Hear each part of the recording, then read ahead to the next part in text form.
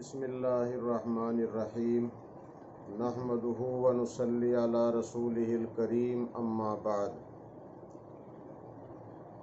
برادران اسلام، خاص طور پر صوبہ اتراکھنڈ کے اسلامی بھائیوں اور بہنوں، اس وقت ہمارے سامنے دو اہم تقاضے ہیں۔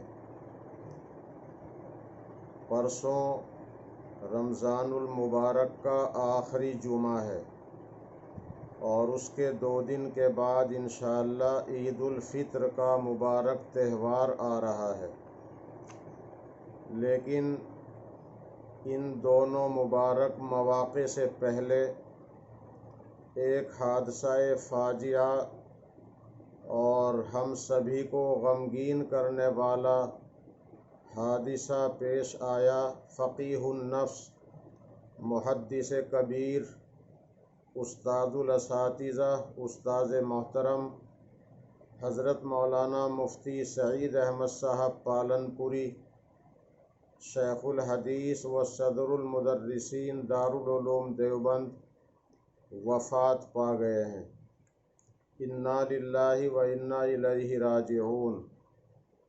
اور اس پر مزید افسوس یہ ہے کہ حضرت والا کے جنازے میں ہم تمام کے تمام چاہنے والے لوگ بھی شرکت سے محروم رہے، لیکن رمضان المبارک میں حضرت کی وفات کا ہونا یہ ان کی مغفرت کی پختہ دلیل ہے، اور حضرت والا کے لیے ہم سب دعا گو ہیں کہ اللہ جل شانہ ان کے درجات کو بلند فرمائے، اور ہم ان کے شاگرد جو بالواسطہ یا بلا واسطہ ہیں، اللہ تعالی ہم لوگوں کو ان کا صحیح وارث اور جانشین بنا کر ان کے علوم کو آگے امت میں پہنچاتے رہنے کی توفیق عطا فرمائے۔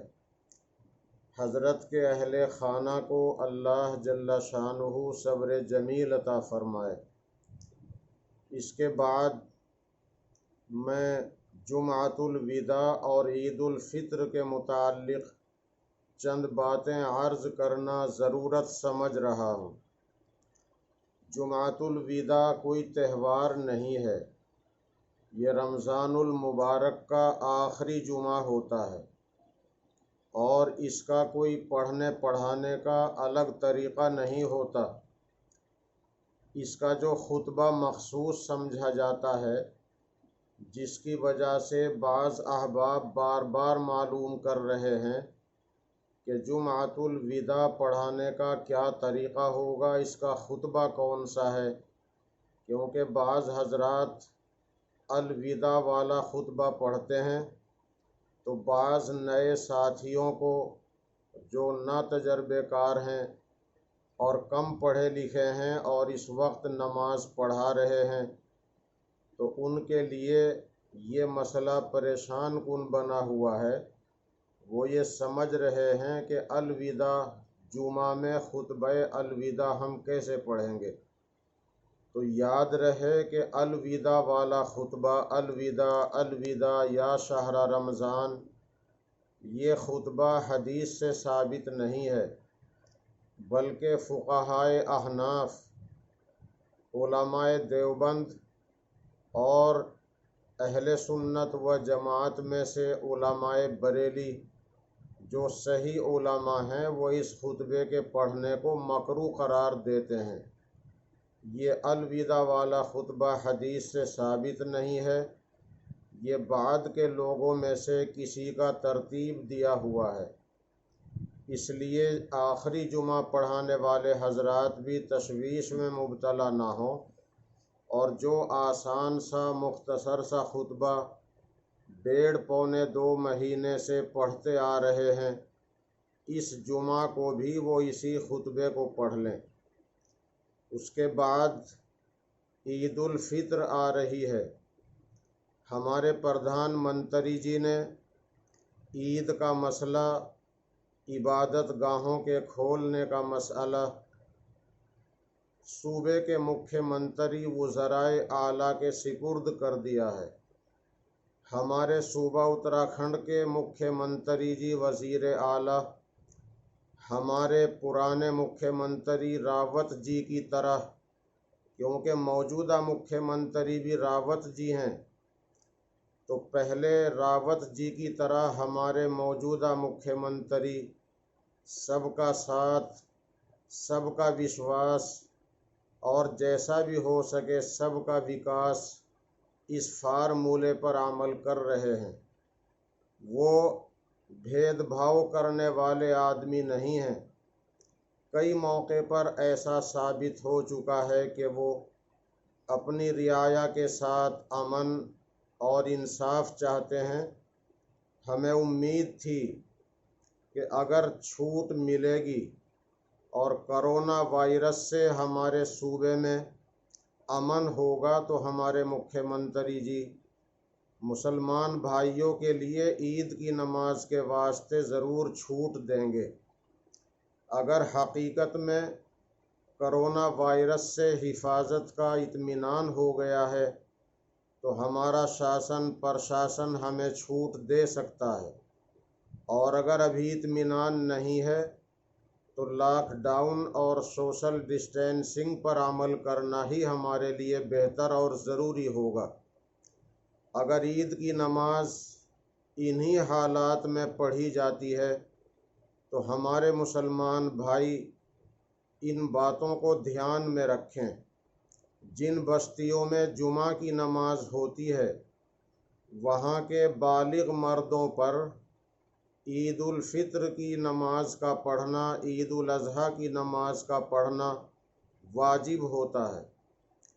عید الفطر کا ٹائم اور عید الاضحیٰ کی نماز کا ٹائم سورج نکلنے کے تقریباً آدھا گھنٹے کے بعد ہو جاتا ہے اور زوال کے ٹائم سے پہلے پہلے رہتا ہے۔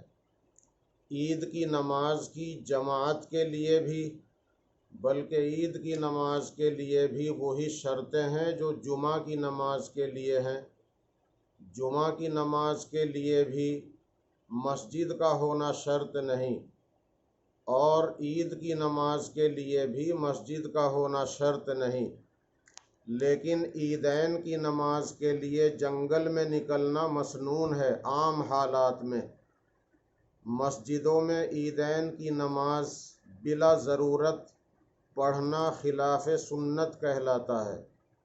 بلا ضرورت پڑھنا، ضرورتاً پڑھنے میں کوئی حرج نہیں۔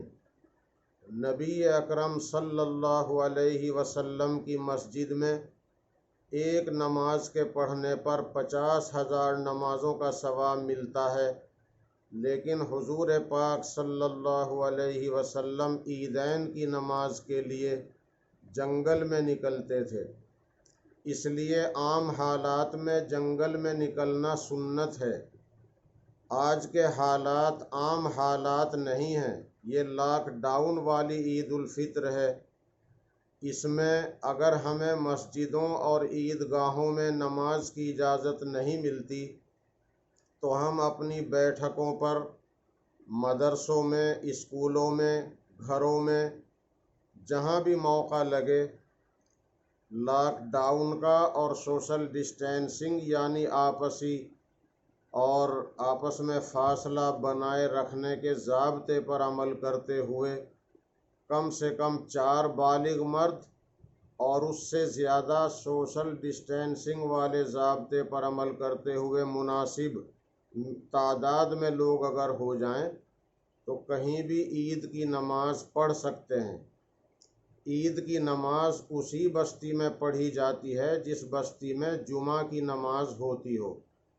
اگر کسی بستی میں جمعہ کی نماز نہیں ہوتی تو اس بستی والوں پر عید کی نماز پڑھنا واجب بھی نہیں، وہ پریشان نہ ہو اور انہیں ثواب سے کوئی محرومی نہیں ہوگی۔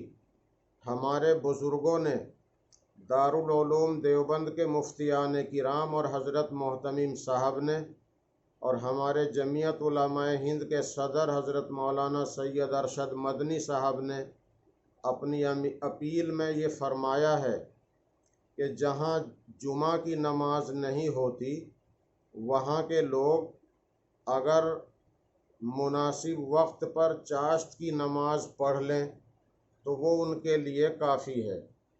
چاشت کی نماز کا وقت دن کا چوتھائی حصہ گزرنے کے بعد ہوتا ہے۔ آج کل 9:15 بجے 9:30 بجے چاشت کا صحیح وقت ہو جاتا ہے اور 11:15 تک چاشت کا وقت رہے گا۔ 11:30 تک 11:15 تک پڑھ لیں۔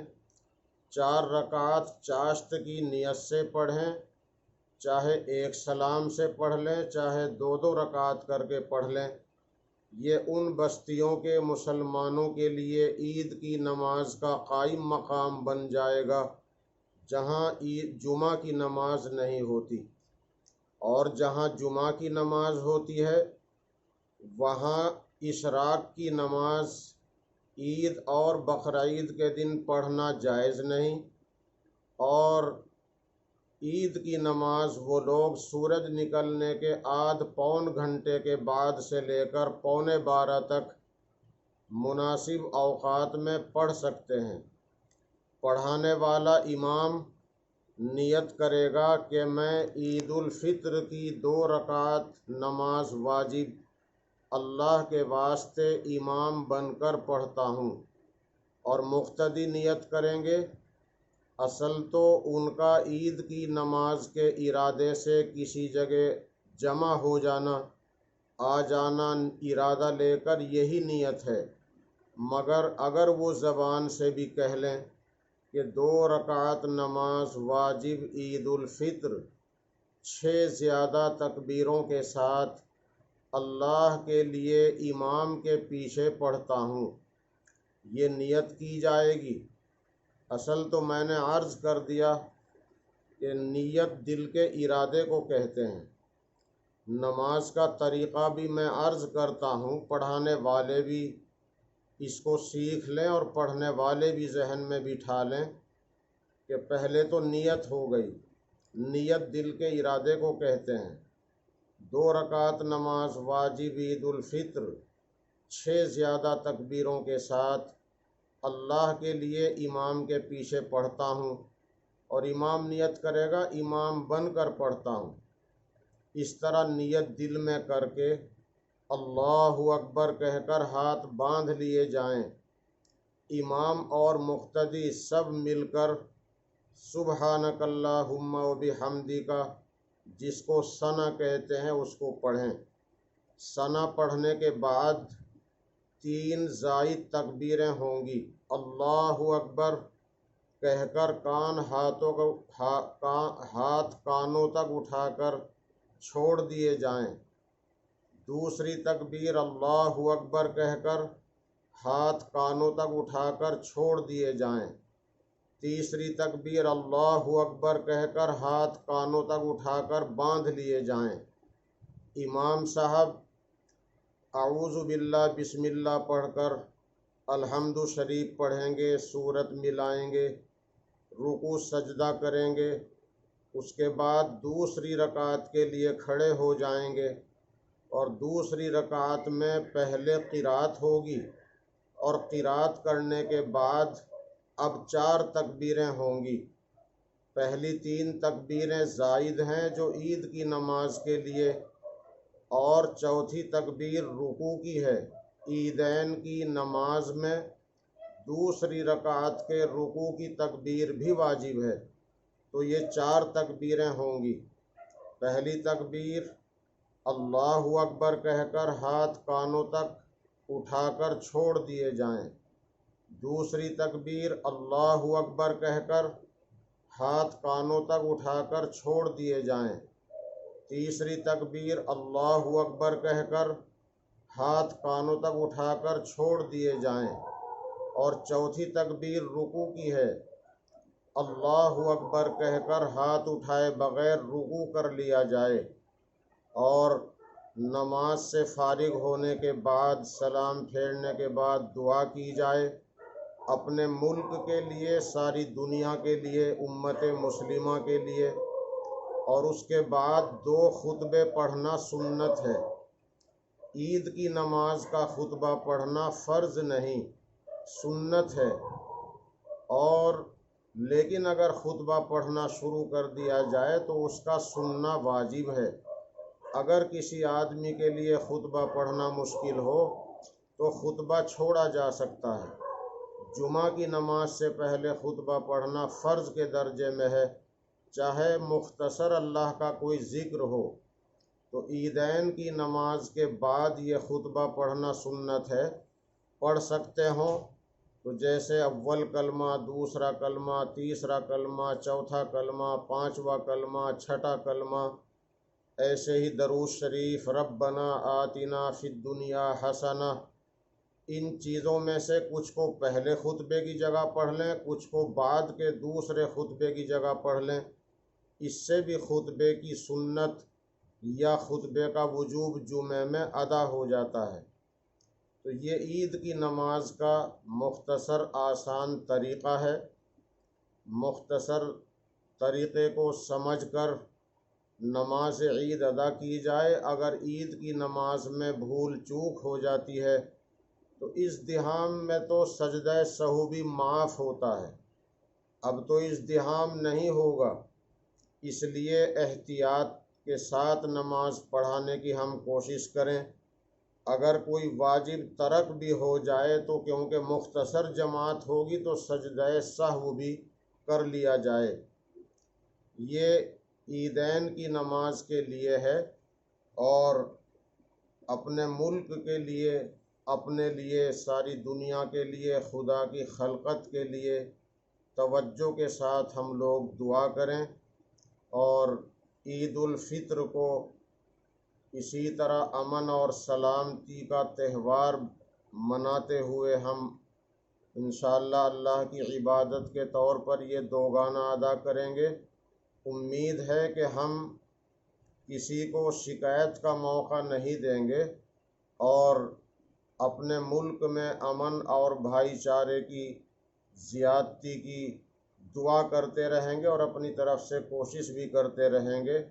اللہ تعالیٰ اپنے کرم سے ہمارے روزے تراویح کو، ہماری نیکیوں کو قبول فرمائے، اور اپنے نیک بندوں کے اعمال میں شامل کر کے ہمارے کمزور اعمال کو بھی اللہ تعالیٰ صفات قبولیت سے آراستہ فرمائے۔ میں یہ بات بھی عرض کرتا ہوں کہ مدارس کے لیے بھی اس وقت بڑے خسارے کی گھڑی ہے، راستے تمام کے تمام بند ہیں۔ بعض لوگوں کو شیطان یہ پڑھا رہا ہے کہ مدارس تو بند ہیں، مدارس میں بچے نہیں ہیں، تو مدارس میں زکوٰۃ وغیرہ دینے سے کیا فائدہ ہے؟ تو میں سمجھتا ہوں کہ یہ شیطان کی ایک تدبیر ہے۔ مدارس آج نہیں تو کل انشاءاللہ کھلیں گے، کیونکہ مدارس سے ہی ہم اپنے اسلامی تشخص کے ساتھ ہندوستان میں زندہ ہیں۔ تو آج نہیں تو کل انشاءاللہ امن ہوگا، مدارس بھی کھلیں گے، اسکول کھلیں گے، مساجد کھلیں گی، کیونکہ مساجد مدارس کے بغیر زندگی نہیں، امن اور سلامتی نہیں ہے۔ اس لیے مدارس کا بھرپور تعاون کریں اور غریبوں کا بھی دھیان رکھیں۔ ہمارے اکابر بار بار کہہ رہے ہیں کہ مذہب سے اوپر اٹھ کر انسانیت کے مد نظر غریبوں کی مدد کی جائے۔ وآخر دعوانا ان الحمد للہ رب العالمین۔